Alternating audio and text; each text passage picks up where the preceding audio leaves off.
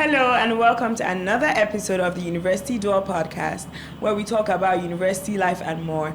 And with me today, I have a very interesting guest. His name is Mr. Dokun, but I'm going to allow him introduce himself to us and then tell us a bit about what he does.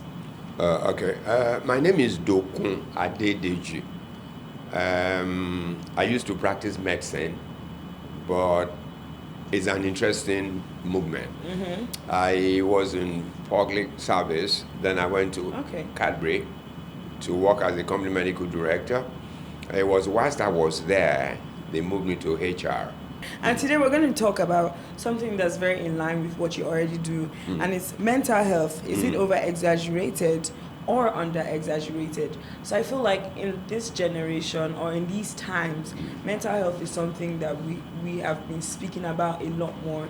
And you know, the way the world works, it may seem as though trends come and go, and that mental health could be just the other big trend that like the West is trying to push down our throats and that we're talking about. But the thing is, a lot of people are struggling.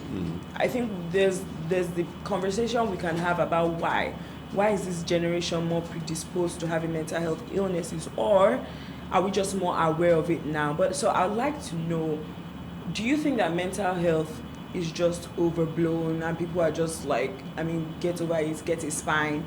You see, I'm glad the way you came at this. You know, there's something that's always wrong with us as a people in this country. We come to the table rather late. America has started something in the area of mental health, about employee, about students, in 1947 when they started the employee assistance program. But we're just getting used to it. Look, let me tell you how this is. It's not a buzzword. It's not going to go away. It's going to get more accentuated by the circumstances of the times we live in. You see, people forget something. Health speaks to three components: the social health, the physical health, and the mental health. And I say to people, if somebody is incapacitated, I say mental health is the invisible part of health. In the sense that nobody sees it. There. I have a headache. There was a research done many years ago. They found that if you put 10 people on admission in hospital, 6 of them don't have a reason of admission. Why they're there is they are having psychosomatic presentation. So they are bothered, but it's now presented in physical things as headache, abdominal pain, and all. But today we're beginning to understand mental health the more. Let me give you an example. There was in 2018, there was a lady called Kate Spade. You probably would know Kate Spade. She was very rich. Personal wealth was about between $100 and $150 million. She was married. She had a son. They were living on a flat in Manhattan, and you know Manhattan is very expensive. Then that year she sold her business for about $2.something billion. Before the end of that year, she committed suicide by hanging. You ask yourself, what does she not have? So the fact that one is comfortable, that one looks good, I'm laughing, doesn't mean that I'm cool. There was a lady who was working in a bank. I think it was in Ikorodu. She then went into the toilet, and then they were looking for her, only to find that she had committed suicide. She was working in the bank. You see, the component of mental health is so critical. It is. Because it is the emotional state of the person and the psychological presentation. It speaks to how we act, how we think, and how we see things. So why do we think today is more accentuated? Because of the way we see things. And also the way we act. And how do we see things? When we were talking before, we see desperation. We see despair. Is perception. In the same environment, you see people that are working, that are doing stuff. Why did you choose to see that? But you know what happens is this. In the psychological component of the human person, there are 3 parts. The first one is called ID. Is genetic. Is what you get from your parents. You can't do anything about the color of your skin, the color of your eyes, and something like that. The second one is ego.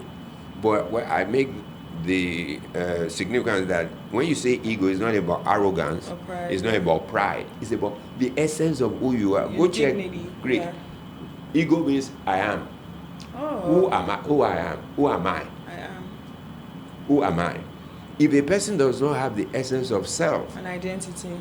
it's a challenge. And many of our young people are fighting Struggle. the struggle of identity. Absolutely. And so when that happens, you are susceptible. And how do I mean? Let me go to the third one and I'll come back. The Yeah. third one is called superego. The ego is internal. You are the one that will determine it. Okay. The superego is external. It is Okay. determined by things external to you, your parents, your Okay. family, your school, your environment. And you know the thing is this, in normal balance, the superego should help the ego, Yes, absolutely.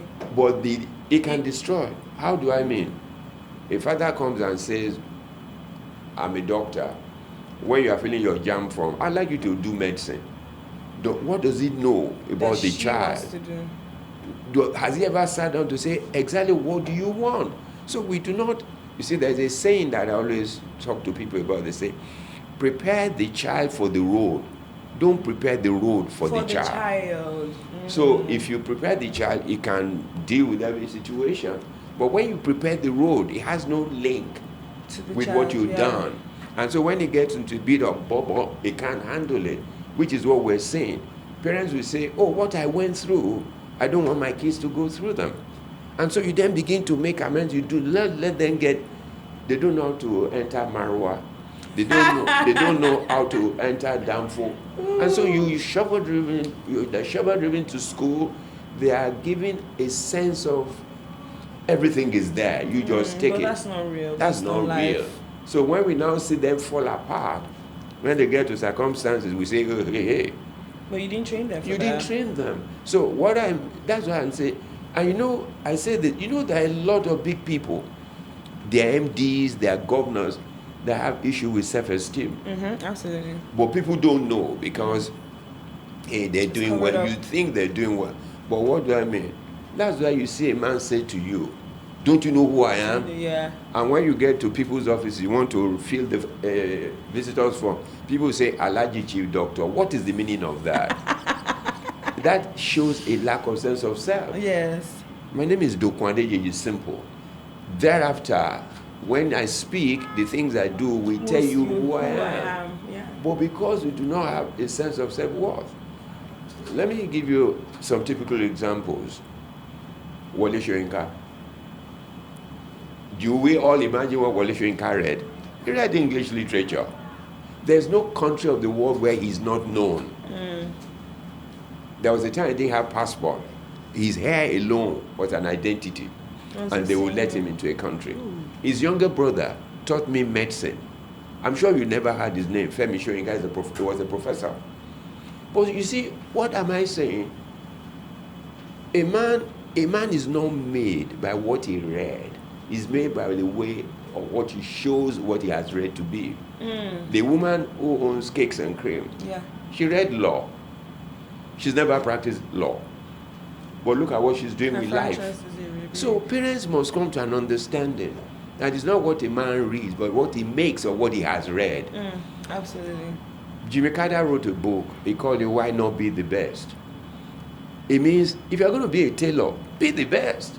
If you're going to be a shoemaker, be the best. If I ask you, where do you sew your clothes? I mean, I'm just saying, I know you probably buy. But you said, oh, my tailor is in Surulere, but you live in Ikeja. I ask you, why did you not take the tailor next door? Yeah, because they're better people. But the guy in Surulere, because there's something they put. Professor Lubi, the first VC of Onabanjo, he said, offer your work with excellence. So no matter what you do, just be the best. You talk about, I mean, let me give you another international example. There are some guys in Italy called the Gemelli brothers. Okay. They started sewing the Papa vestments since 17-something. They're still sewing it. Today, and it's still the same. In Nigeria, we wear Christian Dior. They're not spirits. They're not ghosts. They're human beings that have done who that. made a desire for something, and we now align to it. So that's why today we are made our children pliable, They cannot reason things on their own. They can't make up their decision. They can't make up their minds themselves. We impose ourselves on them. A girl wants to get married. I mean, those days when people were getting married, introduction is done in sitting room, engagement is done in family home. Where do we do those things now? Halls. And then you begin to see the trend. And what does that show? People just want to show, I got money. Yes. Makes no sense. Absolutely. What is the meaning of Ashwebi? What sense does it make? Ask yourself. It makes absolutely no sense. I've never done it, and I will never. It's a bloody waste of my money. It's a bloody way of, it's an exhibitionist thing. You want to belong. Belong to who? I won't nika short to weddings before. I'll be so pissed if you did that to me. Honestly, I have. And they were looking at me, but they didn't send me out. Yeah. Because they invited me. And that was the way I wanted to come. As you were.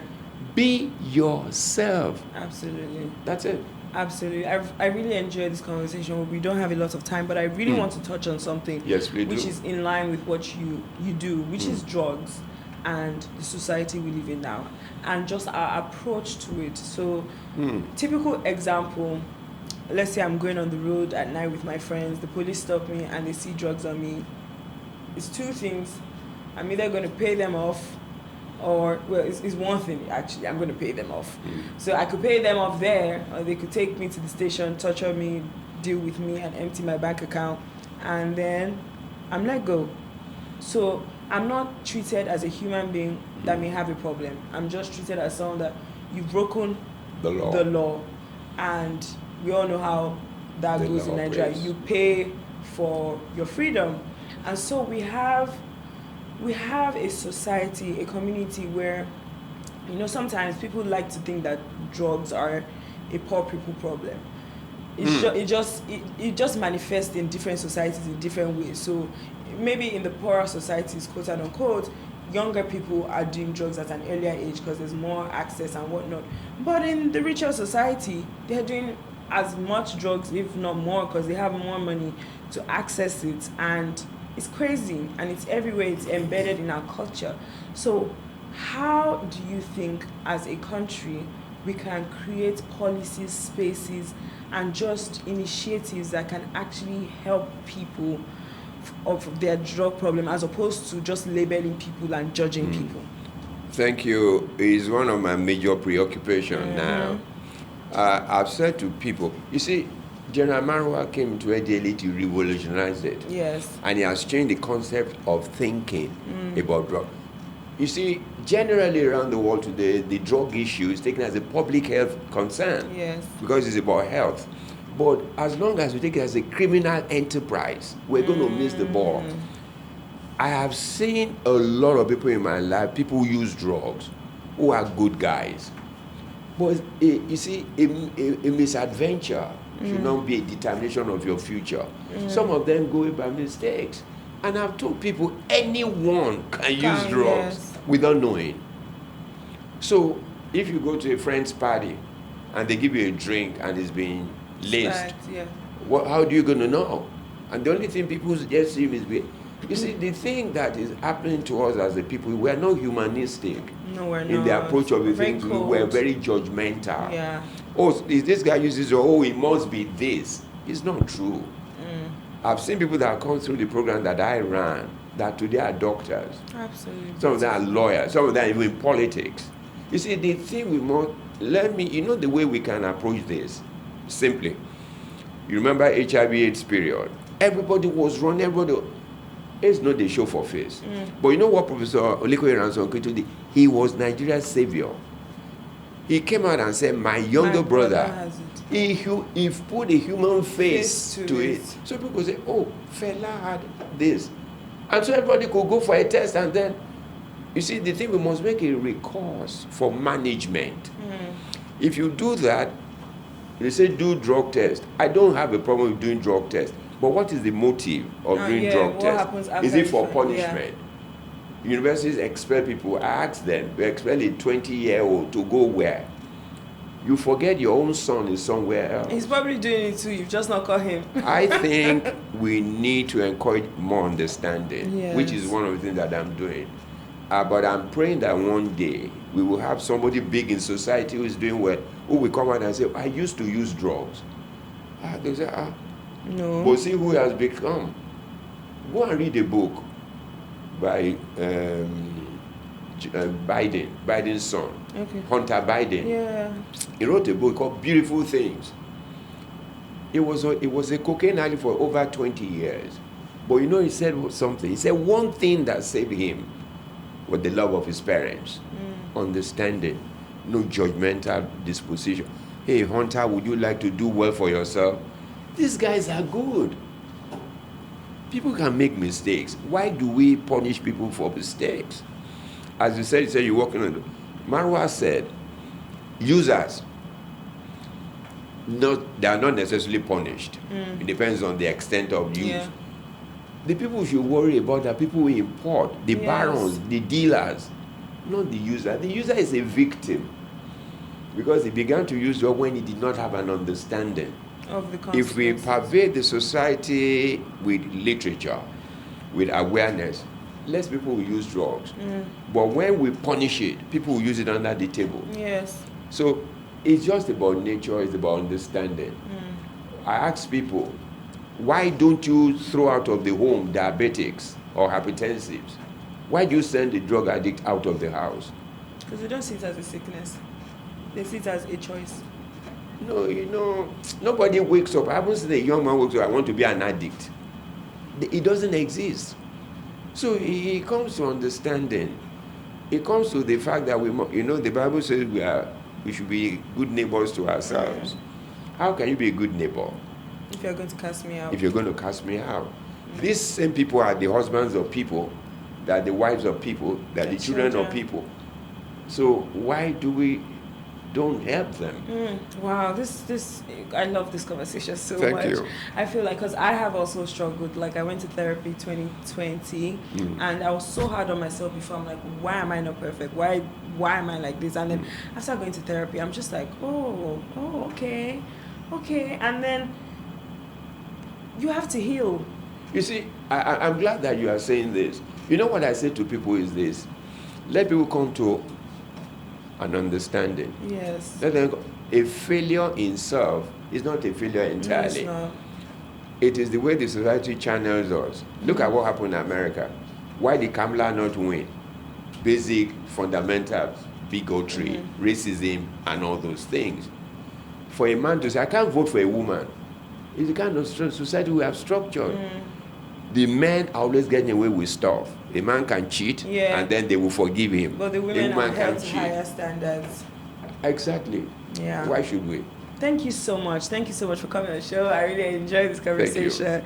Thank you. And that is all on this episode of the University Dual Podcast. See you next time. Bye.